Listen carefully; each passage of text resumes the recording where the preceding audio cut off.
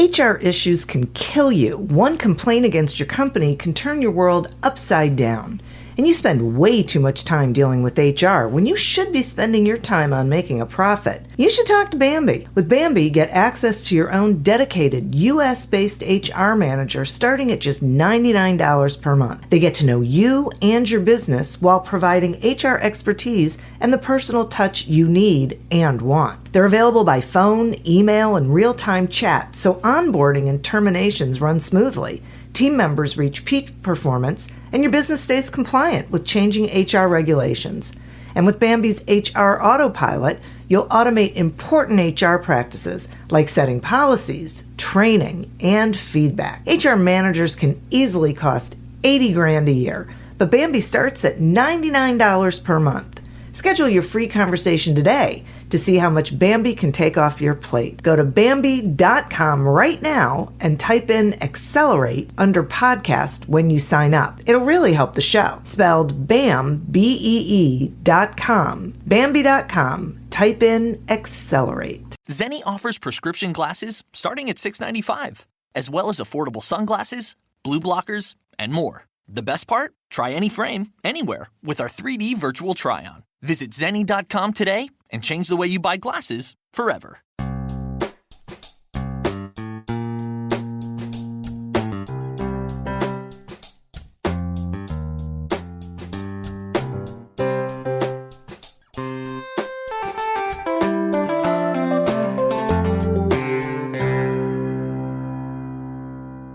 Welcome to Accelerate Your Business Growth with your host, Diane Helbig.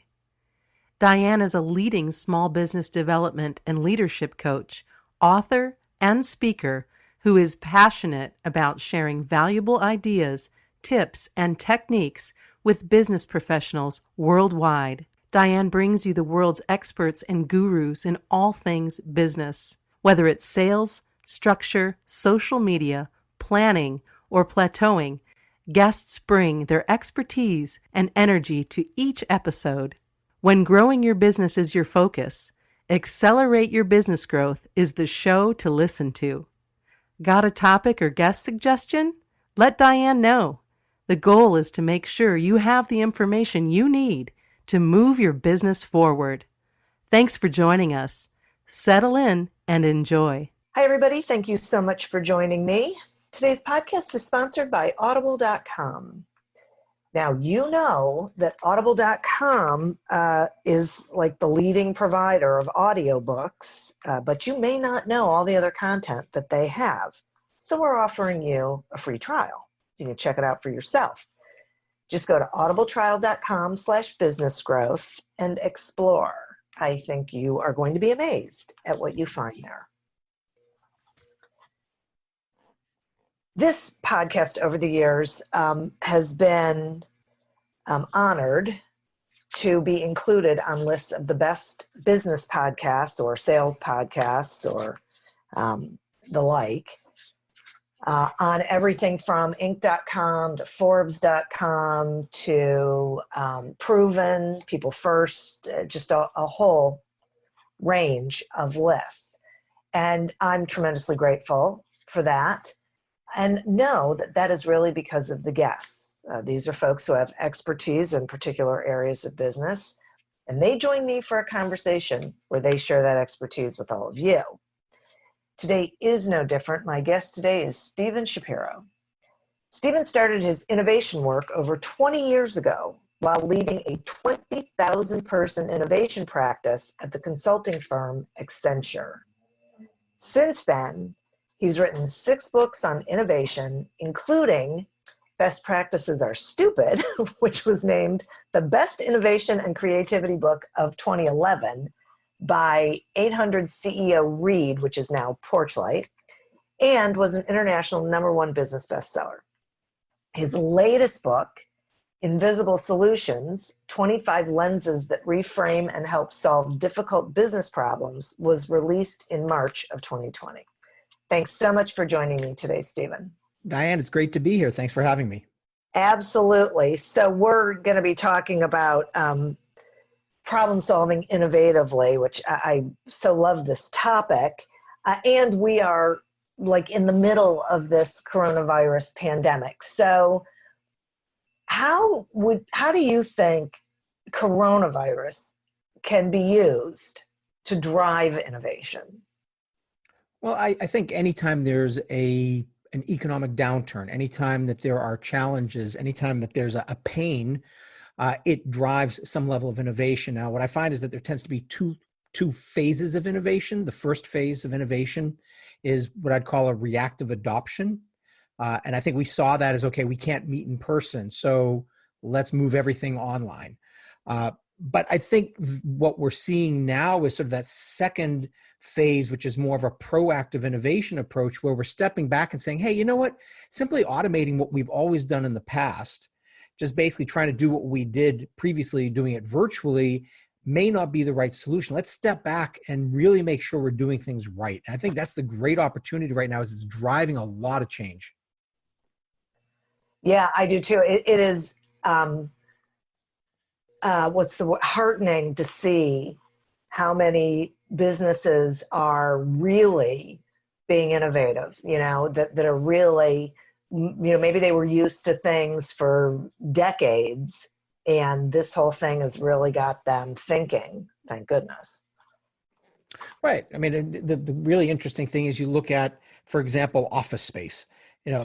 How many companies spend, the amount of money that they spend on real estate and space and commuting and travel time and all of that.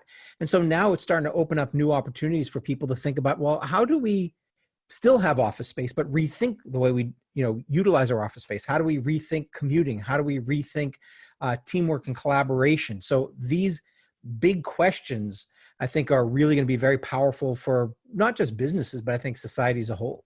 Yeah, I do too. Absolutely.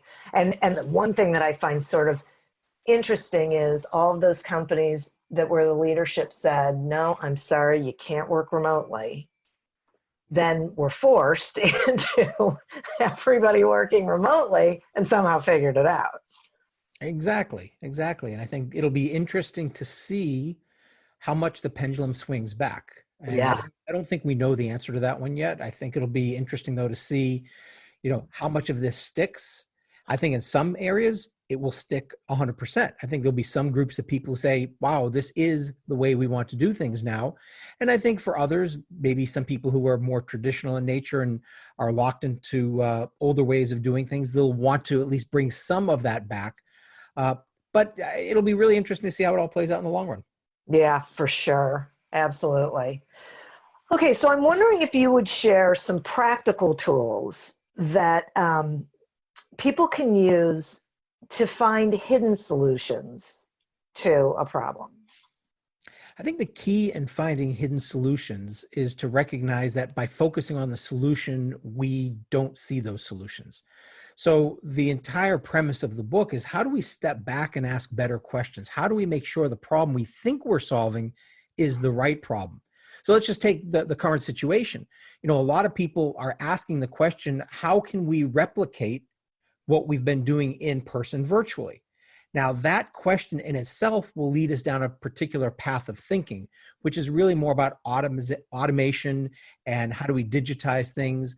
But we could ask a number of different questions that might lead us down a completely different path. What aspects of the digital world are superior to the physical world? What aspects of the physical world do we need to retain? Why are we meeting to begin with? Is probably a really good question, because in a lot of cases we have these meetings that are irrelevant. So how can we eliminate some of the unnecessary meetings, or at least some of the unnecessary steps and aspects of some of these meetings? So changing that question changes the range of solutions you're going to develop. I think that's great. Okay, so why is it that we go directly to, I will say, I guess, like the most obvious question? Well, we tend to go to the most obvious solution, actually, in most cases. And the reason for that is because our past success and our past understanding and our past experience creates a lot of assumptions. And those assumptions are hidden, but those assumptions also drive our thinking. So when you look at companies like, Sears, which used to be one of the world's largest retailers, and now they're, completely irrelevant. Well, what happened was their past success wasn't a predictor of future success. It was actually a predictor of future failure, because our expertise actually puts blinders on us to new opportunities that may be outside of our peripheral vision.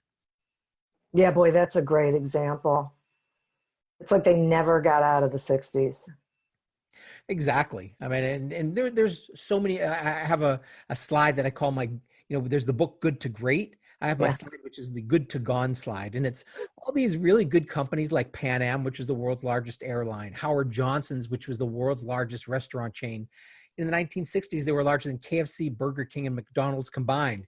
They're gone. Kodak, irrelevant. All these great companies. Circuit City was in the book Good to Great. Now they're gone.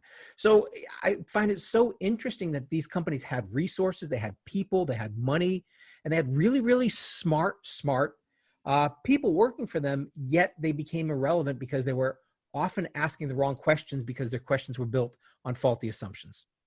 Yeah, that's so interesting because they were innovative at one point in time or in one direction, right? Yeah, absolutely. Look, all these companies were incredibly innovative until they weren't. And I think that's the unfortunate thing is unless you actually say everything we've done in the past could make us irrelevant, everything that we've done previously to make us successful needs to be changed, then you go on this path of irrelevance because most companies are changing at an incremental level of innovation when the world is growing at an exponential level. And so these small changes that most organizations go through, although they're necessary, they're not sufficient in the long run. Right. Wow. Okay, so what questions help us solve problems faster and potentially with less risk and cost? Are there particular, like, specific questions we should be asking? Well, there are a lot. The first question is always, what assumptions am I making? So if you say we've always done it this way or we've never done it this way, okay, right there, you now are at least starting to see some of the assumptions that you have. You can tell stories about your beliefs and assumptions and see what emerges from that. But what I've created is actually a tool with 25 different questions. I call them lenses, and they're lenses that help you reframe problems. So for example, as human beings, one of the ways we tend to ask questions is what I would call big, broad, and abstract. So, if you think about a suggestion box for a company, the default question for most suggestion boxes is how do I improve the business, or maybe how do I improve revenues, or how do I improve margins, or whatever the question is. But most of those are really big questions that when you try to ask them, you could get literally thousands and thousands of ideas, thousands and thousands of solutions, of which most of them will be irrelevant or low value. In fact, we know that with most suggestion boxes, less than 0.1% of the ideas that are submitted have significant value. So one of the lenses is to figure out what's the leverage point. So if I'm trying to increase productivity, for example, and that's the question you're starting with, the leverage lens says, well, what's the one factor that has the greatest impact? If I could only solve one part of the problem, what would it be? So if I'm trying to focus on productivity, maybe what I want to first ask myself is, where are the greatest bottlenecks in the process? And solve the greatest bottlenecks. Where are the greatest amount of handoffs in the process? And solve for those. Solve for where you'll get the greatest returns and start there. So in the book, there's 25 different ways, but just start thinking about how could I change the question? Just that one thought, how can I change the question to make it more abstract or less abstract, or to look at it from a different angle will give you different results. Wow. Yeah, that's fascinating. Okay. I'm going to take a quick sponsor break, and then I have some more questions for you. Accelerate Your Business Growth podcast is happy to be sponsored by Audible.com. I'm sure you know that Audible.com has thousands of audiobook titles that you can choose from, but you may not know that they also have podcasts, Audible originals, guided meditations, and so much more. And so, if you can listen to it, you can probably find it there. And for me, one of the best parts of that is that I can listen to an audiobook and also get my guided meditations in exactly the same place. So I don't have to go, to a whole bunch of different apps or programs. I will also tell you that Stephen Shapiro's book is on audible.com, at least his latest book, Invisible Solutions. So see, you could get it right there and you could listen to it, and then you'd be smarter. And you'd be thinking differently and asking different questions in your business, which will make all of the difference in the world. Today, we are speaking with Stephen Shapiro about solving problems innovatively. So I want to go back to when we were talking about meetings. How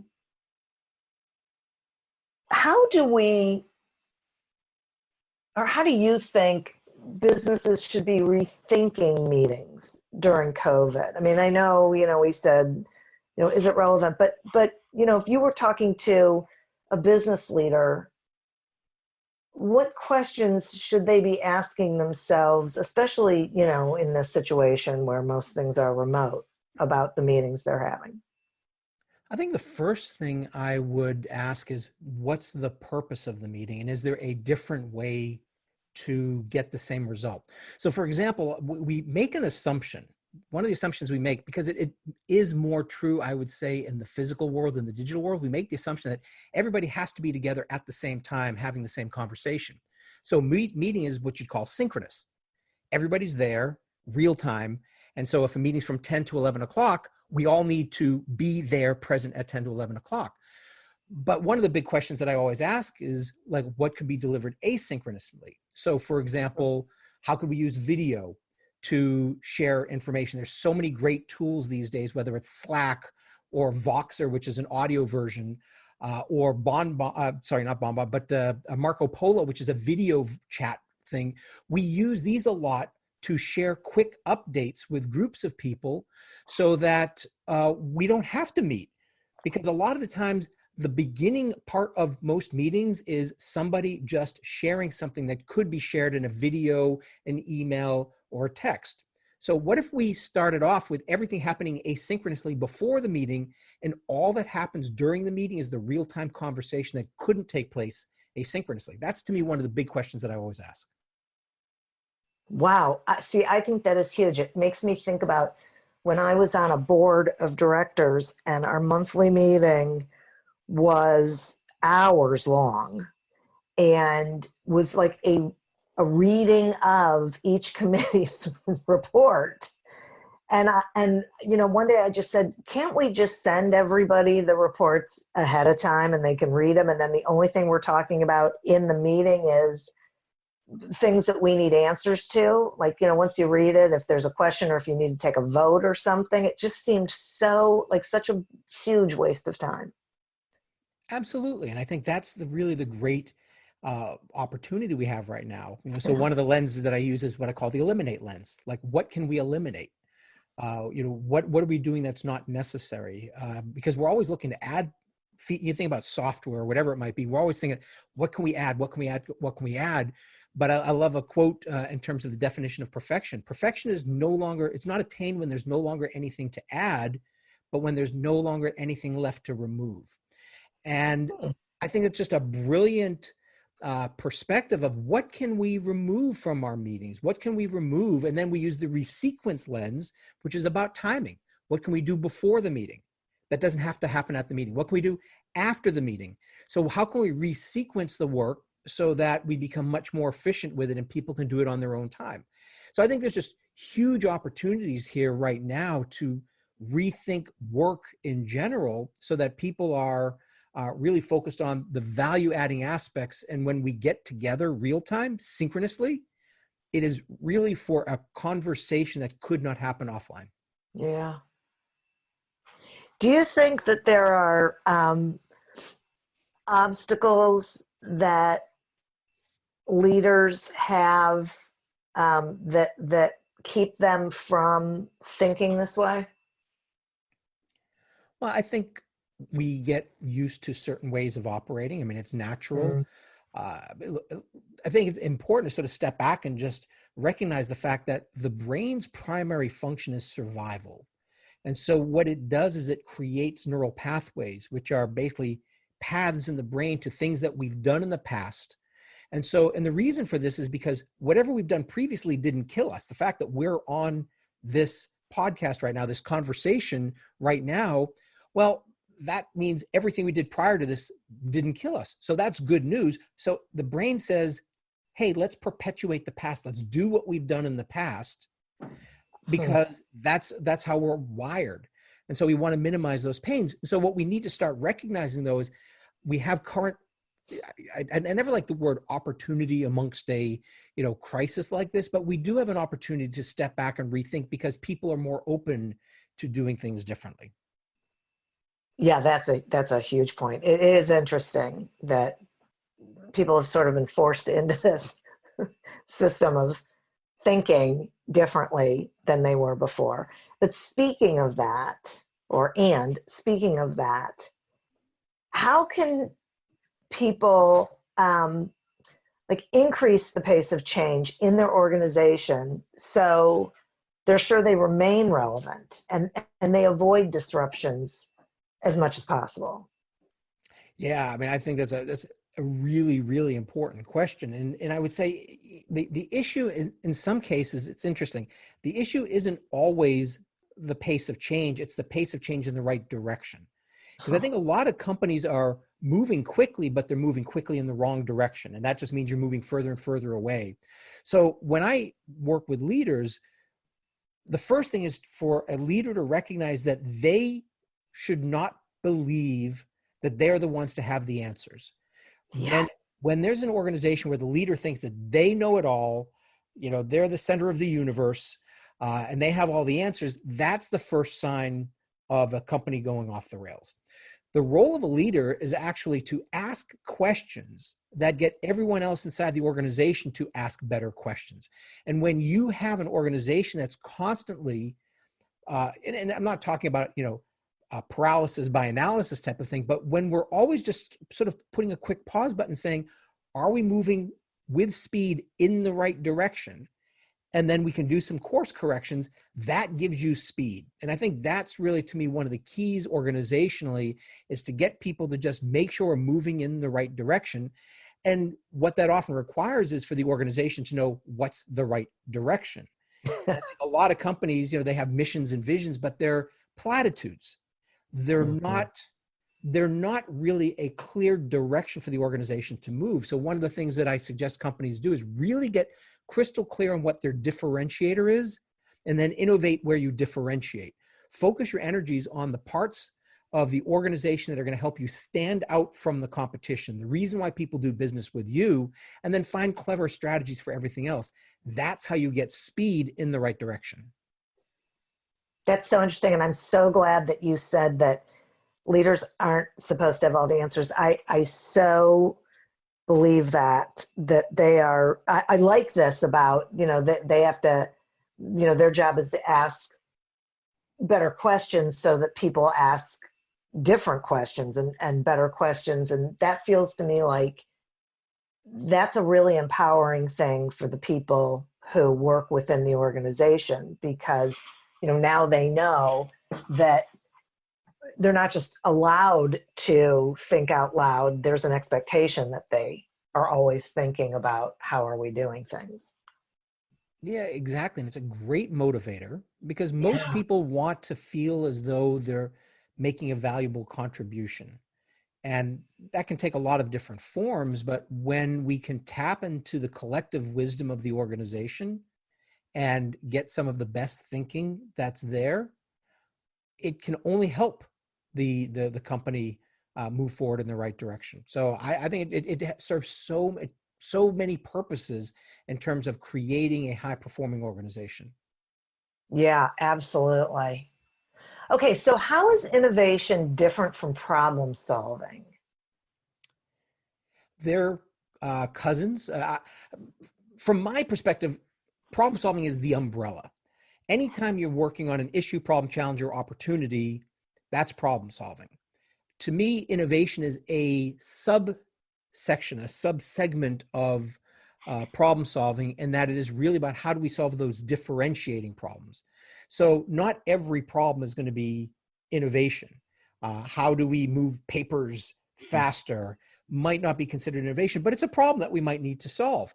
But how do we, serve our customers in an environment where we can only let so many people into our stores, which is a current situation right now? Well, that might be innovation, because that's something which raises to a higher level of strategic value. It's something which impacts the business at a much more strategic and significant level. So they're very, very similar, but I think of innovation as a specific instance of problem solving focused on what is more high value and more differentiating in nature. Okay, thank you for that. So if now I'm thinking that a company should really focus their innovation on these higher level situations as opposed to everything, because I could see people listening and thinking, okay, then we just have to innovate about everything, and that doesn't sound like what you're saying. No, definitely not. I mean, look, we have problems. We have to solve every problem in one form or another, but it also doesn't mean we have to be the ones who find the solutions. So, I'm a big believer in things such as crowdsourcing and open innovation and partnerships and collaboration. So I might have a problem that needs to be solved. Maybe I'm not the one who has to solve it, but I have a supplier or a vendor or a partner who can solve it. Or it's something where I'm trying to develop a complex chemical compound and I decide, you know what, I'm going to ask, a group of 500,000 researchers out there, and I'll pay them a prize for the person who can find a solution. So we have to identify the problems, but then we can look externally in many cases for the solutions. And I think that's a really important point, is we want to separate the problem definition from the solution finding. We tend to collapse them together. And that to me is a missed opportunity, because if we innovate where we differentiate, if we put most of our energies internally on the things which really separate us that no one else could help us with, well, now we can partner externally with pretty much everything else, whether it's outsourcing, whether it's partnership, whether it's, different forms of collaboration and licensing. There's a lot of solutions you can license that would be a heck of a lot cheaper to do it that way than it would be for you to try to develop it internally. That's really interesting. I was thinking, when you were talking about that, I was thinking about that sometimes some of the most interesting ideas that you get are from people in a totally different industry. But we have this tendency to think that we have to stay within our industry to get answers. Yeah, absolutely. So one of the lenses is the analogy lens. And one of the things that we actually know this from science, is that the best breakthroughs are a result of exactly what you said. The best breakthroughs always come from someone outside your area of expertise or through multidisciplinary teams that collaborate together. And so anytime you're trying to solve a problem, the first question, which I always like to ask, is who else has solved a similar problem in an area outside of my industry? And so, for example, one group that I love is something called Pumps and Pipes. Pumps and Pipes is a group of cardiologists and people from the oil and gas pipeline industry that get together on a regular basis. And if you think about it, they both share in common the movement of a fluid through a tube. And there's some incredible solutions that they found through the collaborations. For example, self-sealing pipelines by studying the way that the body will seal paper cuts and coagulate. And then there's the same thing for the body. They've learned there's just some brilliant solutions that were developed by studying the way gas pipelines eliminate sludge in their pipeline. They've used those same techniques to eliminate clots in the human body. So these types of breakthrough solutions, I mean, you think about it, an oil pipeline engineer talking with a cardiologist feels like they're worlds apart, yet some incredible breakthroughs can come from that. That's crazy. I mean, it makes perfect sense when you say it, but, who came up with that idea? That's just nuts. Yeah, and I think that's really the big opportunity, is when we ask better questions and we assume that we don't have the answers, but we need to find who has those answers. And as you said, they're often in a different department, a different company, different industry, that's when you really start to accelerate your innovation engine. Yeah, boy, I am so loving this. So are there other I mean, I know there's 25 lenses. So are there lenses that we haven't touched on that you think bear a little bit of conversation? I mean, I want people to buy the book, so I don't want you to tell them everything, but. One of the lenses which I always like is the variations lens. And the variations lens, and it's actually built on some advice I was given 30 years ago when I was a computer programmer. And my supervisor said, never design for the exception, design to handle the exception. And what ends up happening is we, in many cases, design our businesses around the most complicated scenario as opposed to the most common scenario. So what if you created variations? What if you were to create different solutions based on different scenarios, so that if I have my most profitable customers, I might have one solution, whereas I have customers who we don't do a lot of business with, well, maybe we don't have the same level of service and we don't have the same level of offerings, but we still have a way of dealing with them. That's been used in, for example, insurance companies when processing claims, is they would start off assuming every claim was complicated. So it would go to an expert who would analyze it, and then would hand it off to someone else and to someone else, and it would take a long time.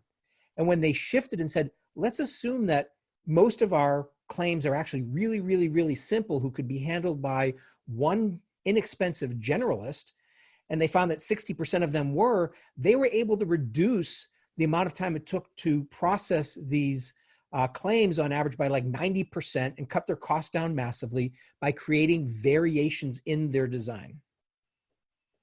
Wow. Wow, that is really powerful. And I can see it. I mean, I think people spend an awful lot of time even changing changing their policies and decisions when some, major thing happens, instead of saying, okay, hang on a second, how frequently does this happen? Like, is it really worth investing the time and the money to make a big change if this is something that is random or rare? Yes, exactly. Exactly. And another lens which sort of goes with that in some respects, and this is, I think, one which a lot of us should be asking ourselves right now, is the real business lens. And the real business lens says, what business are you really in? The business you think you're in may not be the real business. So I'll just use myself as an example. I would have, if you asked me, a number of years ago, or even potentially a number of months ago, what business am I in?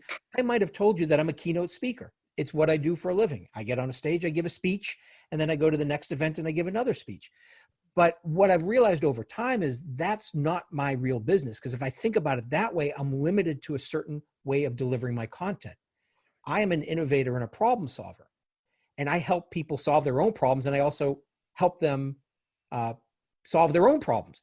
And so when I change the business that I'm in from that perspective, now all of a sudden it opens up, okay, well, wait a second. I might never have to get on a stage again and still deliver an incredible amount of value. I can help people solve problems through books and videos and programs and consulting and whatever it might be. And now all of a sudden it opens up a different range of opportunities. And I think that's really when you look at the companies that failed, in many cases, they thought they were in one business. Kodak thought they were in the film business. They were actually in the capturing and sharing moments business. And I think when we start thinking about it that way, I think it starts to shift things. Is what business are we really in versus the business we think we're in? And right now, I think is a key time to be asking that question. I was having that conversation yesterday with a colleague of mine, because in previous years, most of my business was in-person training. And I don't know when or if that's ever going to come back, but that's not, it's the content of the training. It's the result of the training that matters. So I have to figure out other ways of delivering it. Right. Exactly. And I think that too often we box ourselves in. Mm-hmm. One of my beliefs is, even though we say, think outside the box, we talked earlier about these big, broad, abstract questions leading to a relevant solution. So I don't think it's about thinking outside the box. To me, you want to find a better box. The constraints actually help us with innovation. The constraints being the questions that we ask, and that box actually drives relevance.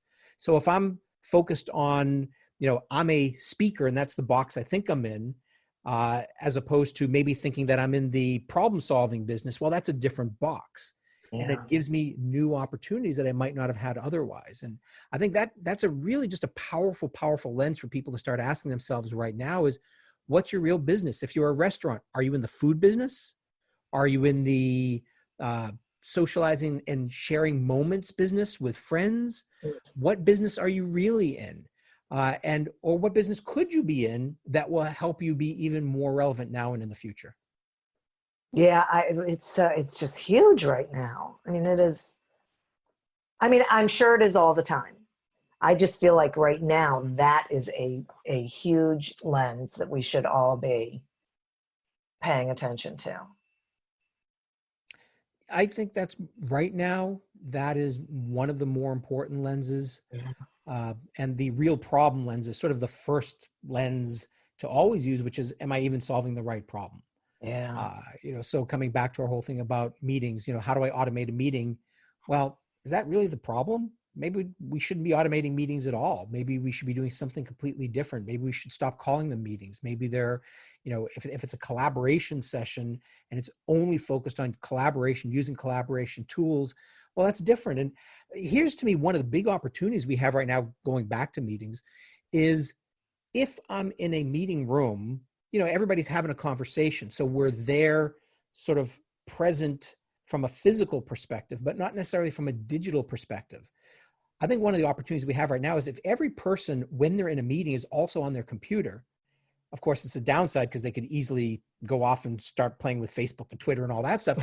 But the bigger opportunity is, what digital collaboration tools can we have them use? So when I'm doing one of my speeches, workshops, whatever you want to call it, that's digital, I always have a collaboration part of it where people are getting together using a tool to co-create something, because this is actually a big opportunity right now to get everybody digitally connected real time during a conversation. And it's much harder to do that in the physical world. Right. That's it. This is so interesting. Wow, Stephen, I got to tell you, I mean, I have really enjoyed this conversation, and my brain is sort of, buzzing with a variety of ideas, not the least of which is how I can incorporate your book into trainings, leadership trainings, because it feels like that there's a huge connection there. So it's just what's going on in my head. Will you tell the listeners, how they can find you, how they can get your book, other than audible.com, and anything you think they should know, please? Sure. And just so people know, the Audible book version is me actually reading it. So if you like my voice, you'll enjoy the audiobook from Audible. The best place to go is invisiblesolutionsbook.com. That's where you can learn more about the book. You can learn more about me. That's probably the easiest place to go to, invisiblesolutionsbook.com. And you can also download the 25 lenses that I've talked about. So you don't have to buy the book necessarily to get the cheat sheet, which has all the synopsis of all 25 lenses. Wow, that's awesome. I still think they should get the book, but whatever. So thank you. Listeners, I would like to thank you as well. I think this is a particularly relevant and important topic that we've just spent some time on.